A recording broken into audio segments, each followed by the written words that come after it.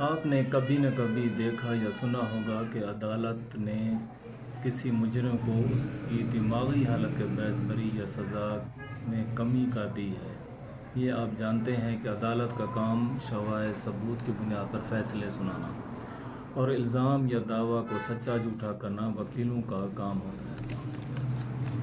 اس لیے بعض کیسوں میں وہ سائنس قانونی یعنی سائنس فرانزک، طب قانونی میڈیسن کے ماہرین کی تیار کردہ ڈی این اے، پوسٹ مارٹم فنگر پرنٹ اور رابری رپورٹ بطور ثبوت جج کے سامنے پیش کیے جاتے ہیں، مگر مجرم یا ملزم کی دماغی حالت کا تعین کون کرتا ہے؟ اس میں عدالت کی رہنمائی فرانزک سکیٹری کا ایک شعبہ کرتا ہے۔ ترقی یافتہ ملکوں میں اس شعبے کا کردار شخصی مقدموں تک نہیں، بلکہ وہ ترقی یافتہ ملک یہ کام کیوں کرتے ہیں؟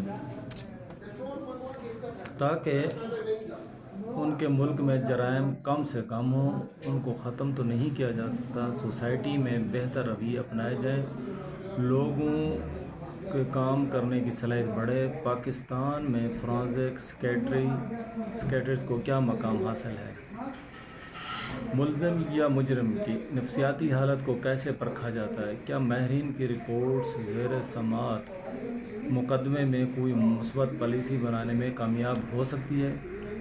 لوئنسی ایکٹ 1912 کا منسوخ شدہ ایکٹ ہے کے تحت ذہنی امراض کے ڈاکٹر اسسمنٹ کرتے رہے، لیکن وہ اسسمنٹ مکمل یا جامع نہیں ہوتی تھی۔ اس کے بعد 2021 میں سپریم کورٹ نے ایک ذہنی امراض کیس میں جو سزا سنائی، اس کے بعد فرانزک سکیٹری کی نئی راہ متعین کرائی گئی۔ یہ case Safia Bano, bench number 5۔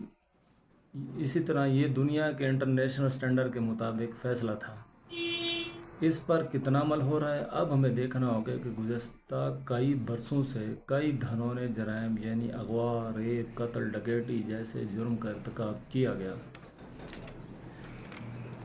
مجرم پکڑے بھی گئے، سزائیں بھی ہوئیں، مگر ایک انتہائی اہم سوال، مجرم جاوید اقبال نے 2000 میں 100 بچیوں کا قاتل رہا۔ اس طرح زینب کیس 7 سالہ بچی کو اغوا کیا، عمران علی نے اور اس کے ریپ کر کے مار ڈالا۔ اس سے پہلے بھی اس طرح کی 30 وارداتیں وہ کر چکا تھا، بری ہوا۔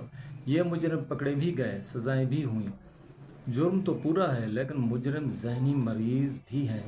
وہ ذہنی مرض کا شکار کیوں ہیں؟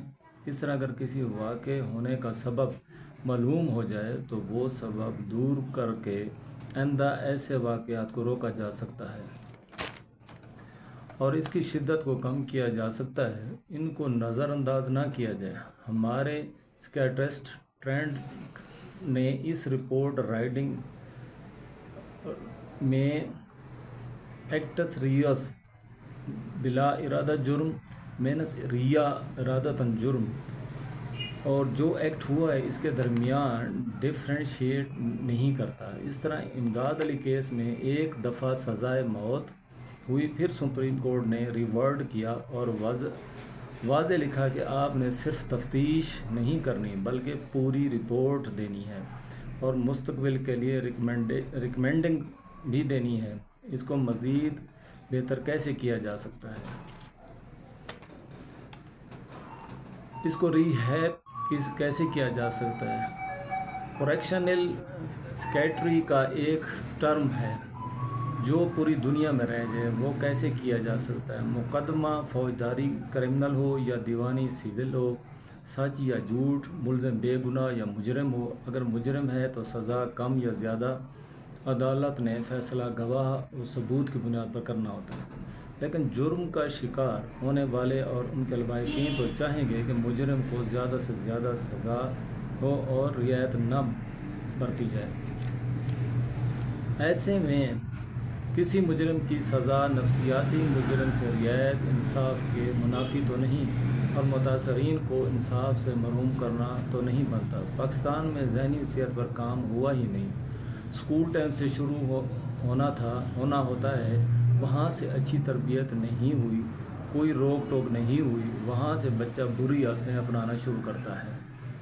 فرض کیا وہ ڈرگز لینے کی عادت اپناتا ہے، وہ اس وقت اس کیفیت میں تھا کہ اچھے اور برے کی تمیز نہیں کر سکتا تھا، اسی لیے اس پر دفعہ 84 کے ایکٹ کے تحت اطلاق ہوتا ہے۔ فاطر العقل شخص کا فعل کوئی امر جرم نہیں ہے جو ایسے شخص سے سرزد ہو جو اسے کرتے وقت فطور العقل کی بنیاد پر اپنے فعل کی ماہیت یا یہ جاننے کے قابل نہ ہو کہ جو کچھ وہ کر رہا ہے یا تو بے چہ یا خلاف قانون ہے، تو پھر سزا عمل پر نہیں نیت پر ہوگی۔ ایک مہذب معاشرہ کسی بھی فرد کو جسٹس اور ڈیو پروسیس کے تسلیم شدہ بنیادی حق سے محروم نہیں کر سکتا۔ مجرم کو بھی الزام لگا کر قانون اپنے ہاتھ لینا خود ایک جرم ہے، چاہے کسی نے جرم کا ارتکاب ہمارے سامنے ہی کیا ہو۔ اگر کوئی فرد یا سویلین یا سیکورٹی ایجنسی یا ادارہ ایسا کرے گا تو اس کا یہ اقدام اختیارات سے تجاوز اور قانون شکنی ہے۔ قانونی نظر اور اخلاقی طور پر بھی